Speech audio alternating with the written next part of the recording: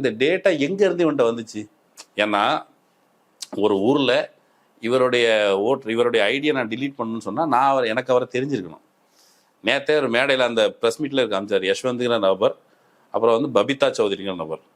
பபிதா சௌத்ரி இவங்க ரெண்டும் தெரியல. இவர் வந்து பபிதா சௌத்ரியோடைய ஓட்டர் ஐடியா டிலீட் பண்ண பார்த்தாரு அப்படின்னு சொல்லி காமிச்சார். 2 பேருக்கு பரஸ்பரமே தெரியல, உள்ளூர்ல இருக்கவும் தெரியல. இப்போ அவனுக்கு என்ன பண்றான் பிள்ளை?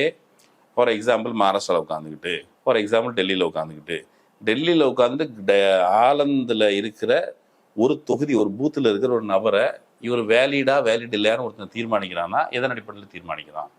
அவர் காங்கிரஸ் ஆதரவாளரா இல்லையா என்கிற அடிப்படையில் தீர்மானிக்கிறான். காங்கிரஸ் ஆதரவாளரா இல்லையான்னு எதன் அடிப்படையில் தீர்மானிப்பாங்க? இவன் யாருக்கு ஓட்டு போட்டாங்கிறது. இந்த அளவுக்கு மைனூட்டான டீட்டெயில் அவன்கிட்ட எப்படி போச்சு? இது ஒரு எக்ஸ்ட்ராவான மாசான பிரைவசி பிரீச். இப்போ இந்தியா டுடே திரும்ப இந்த ராகுல் காந்தியினுடைய விஷயம் முடிஞ்சப்போ இந்தியா டுடே போய் ஒரு கிரவுண்ட் ஒர்க் பண்ணுறாங்க. கிரவுண்ட் ஒர்க் பண்ணால் ராகுல் காந்தி சொன்னது 6000 சொச்சம் பேரை டிலீட் பண்ண முயற்சி செய்தார்கள், முடியலை. அதை செக் பண்ணி பார்த்தா ஒரு 12 பேரை வந்து ஓகே அப்படின்னு வந்திருக்கு. மிச்சம் சொச்சம் பேரை வந்து டிலீட் செய்ய முடியலை. ஏதோ ஒன்று நடக்குதே அப்படின்னு சொல்லி கண்டுபிடிக்கப்பட்டு இந்த பிஎல்ஓடைய தலையீடின் காரணமாக தடுக்கப்பட்டிருக்கு. இந்த 6000க்கு வெளியில் நடந்திருக்குதா அப்படின்னா இந்தியா டுடேவுடைய கிரவுண்ட் ஒர்க் என்ன சொல்லுது? ஆமாம், நடந்திருக்குது. சில மத சிறுபான்மை இஸ்லாமியர்கள் எங்கள் ஓட்டை கொத்தாக திருட்டு போயிருக்காங்க.